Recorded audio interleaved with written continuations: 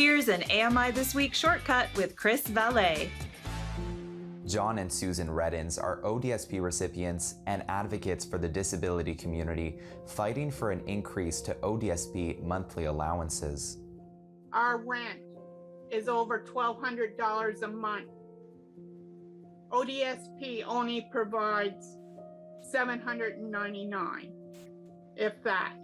Therefore, that rest of that money comes out of our money to budget for food and bills.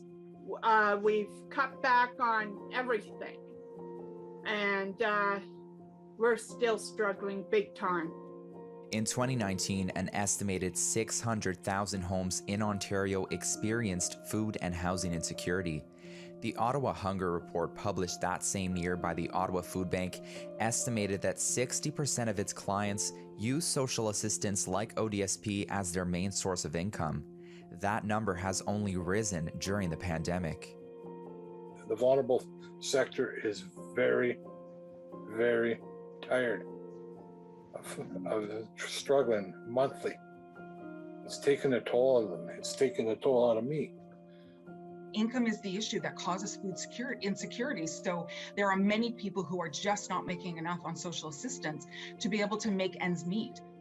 Rachel Wilson from the Ottawa Food Bank says the impact of the pandemic can mean a long recovery period for both the food bank and its clients.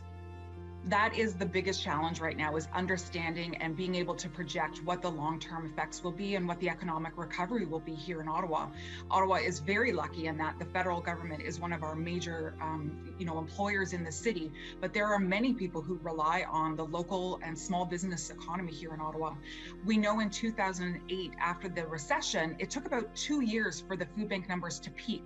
So we're planning on the next 2 years seeing our numbers increase over time. That's the only model we have to sort of project out what the numbers will look like. We're in contact with thousands of folks with disabilities in this province who have been finding it really hard to survive in this moment, and it's because costs of living have gone up. ODSP incomes have largely stayed the same. Ontario MPP for Ottawa Centre Joel Hardin recently spoke on the issue in the Ontario legislature. When the pandemic hit, our office was getting contacted by ODSP recipients in Ottawa Centre and across the province of Ontario, talking about legislated poverty, people furious that this government had cancelled the basic income pilot in 4 communities across Ontario that was actually giving people, for the first time in generations, hope that they could feed themselves with nutritious food, that they could live in a sustainable housing, that they can imagine a future for them.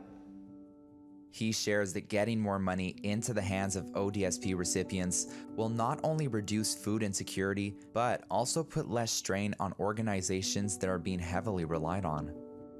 It indicates that we legislate poverty. Why do we do this? Why do we say it's okay for you to try to eke out an existence on $1,000 a month when we know the hardship that puts on people, and that other organizations like Parkdale Food Centre, like food banks, pick up the slack? And that if we just had a means by which we could get money directly into the hands of people with disabilities, it's better for them, it's better for the society, it's better for the economy, it's better for our collective health and well-being. Our well-being is better off when everybody's social determinants of health are met. We have worked hard all our lives, and now we're on it.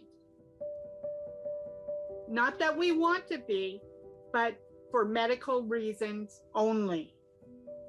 And it's hard. If we could work, we'd be working just like that, because we were making a lot more and didn't have to depend on ODSP, we didn't have to worry about where our next meal is coming from. To join the conversation, check out the hashtag ODSPoverty on Twitter.